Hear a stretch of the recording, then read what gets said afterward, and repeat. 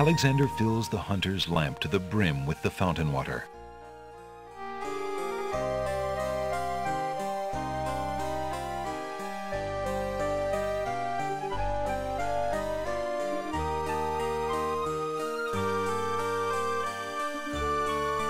Alexander prepares to enchant the hunter's lamp with the Make Rain spell incantation. Clouds of thunder, shafts of light, come and sup with me tonight. Waters three have I for tea, brew a tempest now for me.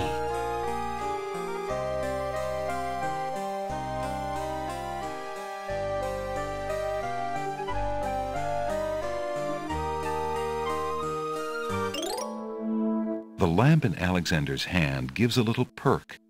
He hopes the spell works despite his makeshift teapot.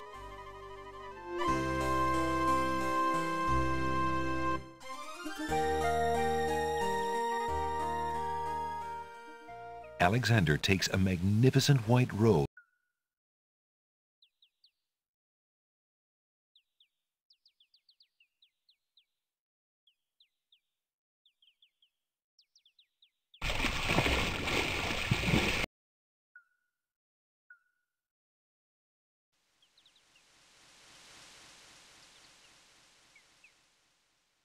Alexander pulls out. Alexander feels a...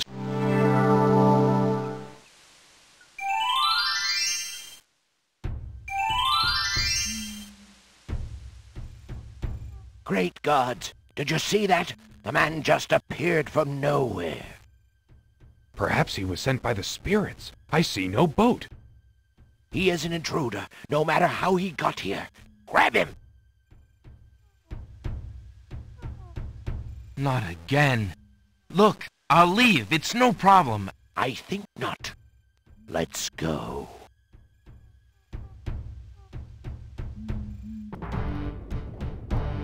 Alexander is frozen at the spectacle before him. Robed figures are gathered around a bonfire. Some mystical ceremony is taking place, but as to its purpose, Alexander has no clue. We found a trespasser on the beach, Archdruid. Uh-oh. Archdruid. Now what has Alexander wandered into? This must be the foreigner we were warned about. How appropriate that he should come during our rain festival. Place him in the sacrificial cage. Wait! I must rescue the princess! There's an ancient druid saying, a man who would save others must first save himself. Alexander is pushed into the confining wicker cage.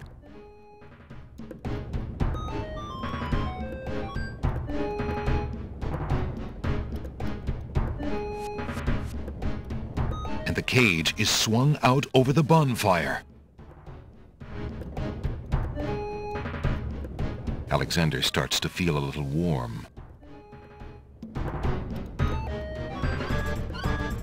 The bottom of the cage is getting uncomfortably hot.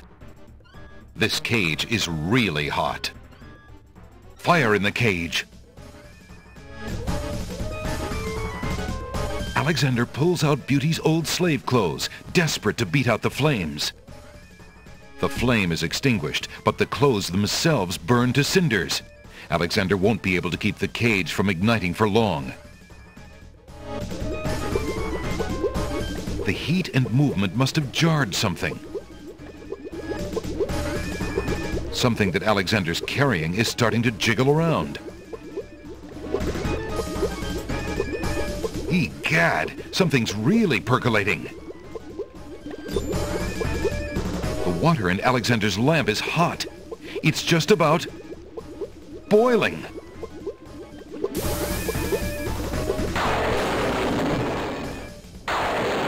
Alexander feels a drop. It starts to rain.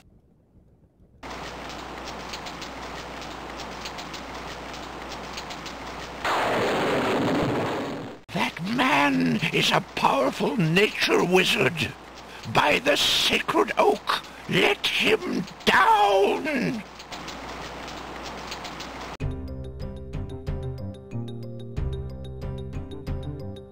I must apologize for our rude welcoming committee. We've been feeling inhospitable ever since the winged ones stole our sacred miniature oak tree.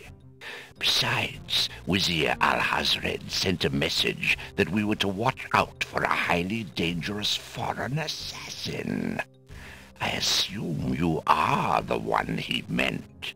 I'm sure I'm precisely who he meant. I assure you, I mean to harm no one, unless that person threatens the princess.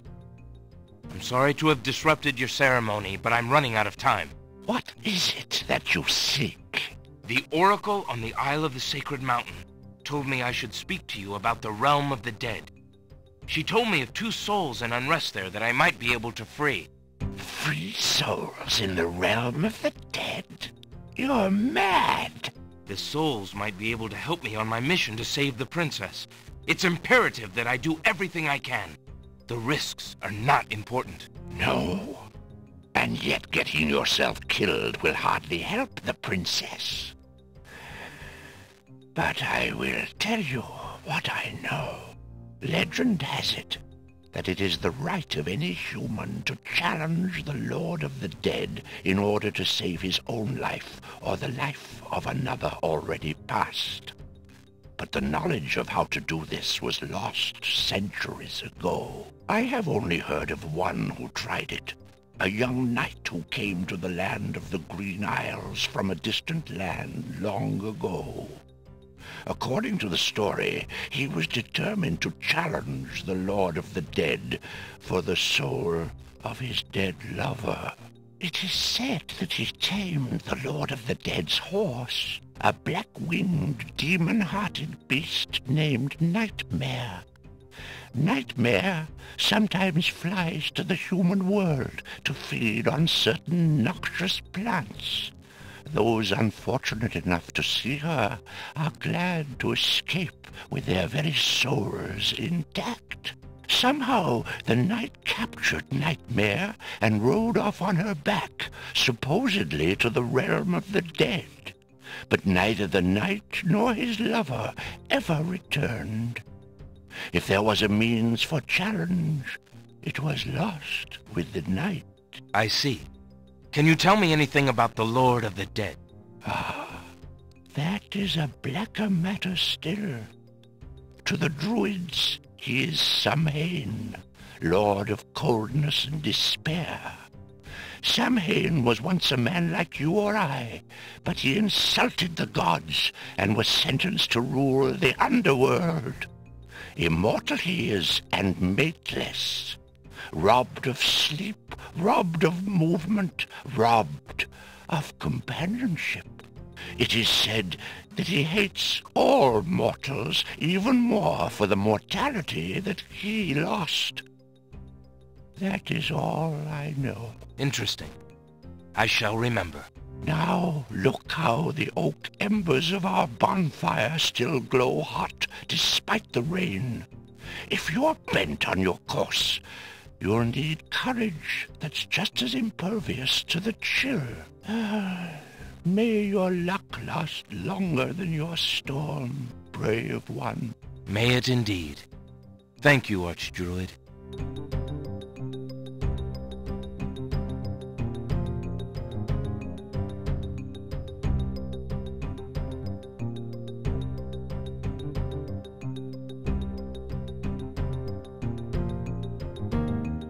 Alexander scoops up some of the red-hot embers in the ancient human skull.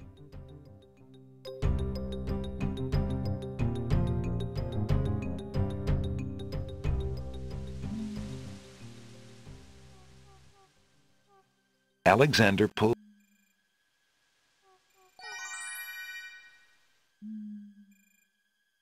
Alexander feels a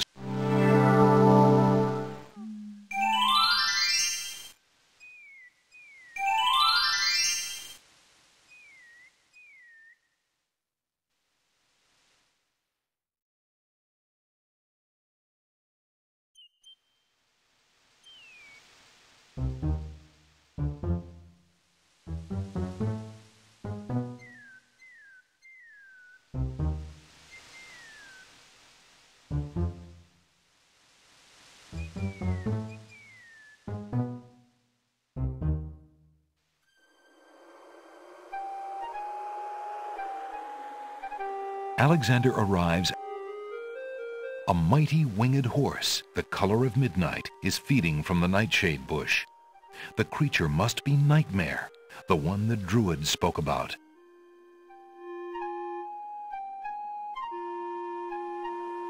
Alexander puts the strand of hair into the skull.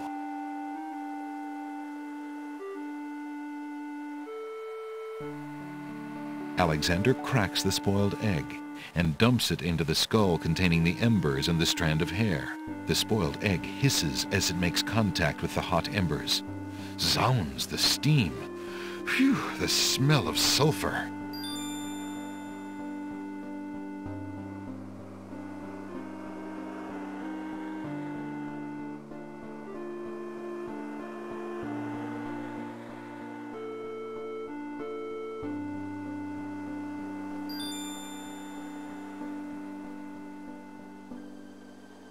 Alexander solemnly speaks the incantation over the skull.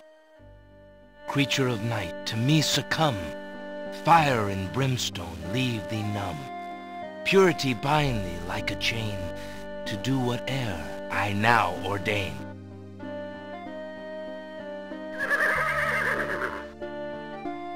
Nightmare flares her nostrils at the scent of the fire and brimstone. That's it! Come on!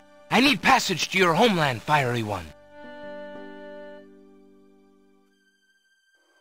Unable to resist the power of the enchanted smell, Nightmare approaches Alexander. Her eyes appear glassy and sightless. In her hypnotized state, she is unaware of the human so close to her flank, or of anything at all except that marvelous smell. Now ride!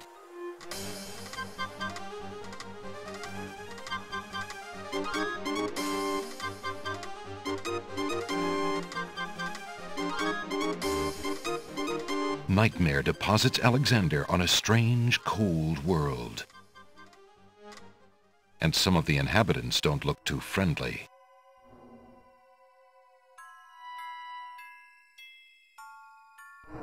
Restless spirits are bound to the surface of the underworld. Chained by earthly cares, they are unable to go below. These two spirits wander together. The spirit of a beautiful and noble-looking woman floats silently alongside that of a desperate-looking man.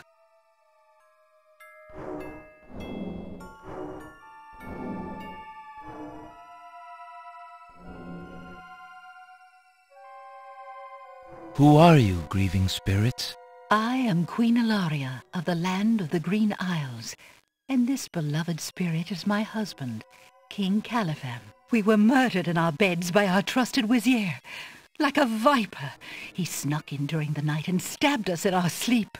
Now my husband's soul is broken, and he will not speak. Then you are the ones I seek. Are you not the parents of Princess Cassima? Our daughter! Have you news of the princess? I know that she is alive and safely back in her kingdom after being rescued from Mordak. But I'm afraid I have not personally seen her. Alhazred is keeping her in her room in mourning for you. I am glad to hear of her return, but she will not be safe alone with that devil. Oh, that we could be there to protect her. Cassima, how I fail thee. My poor husband will never rest while our murder goes unavenged and our daughter is in danger. I came to take you back with me. Your people are still loyal to you. They need to know about the Vizier. Cassima needs you too. But this is the realm of the dead. We cannot leave it. Nor, for that matter, can you. The only one who might be able to return us all to the land of the living is the Lord of the Dead. But he would never help us. He has no mercy. I might be able to convince him. I must try. Then take this. It is my ticket to the underworld.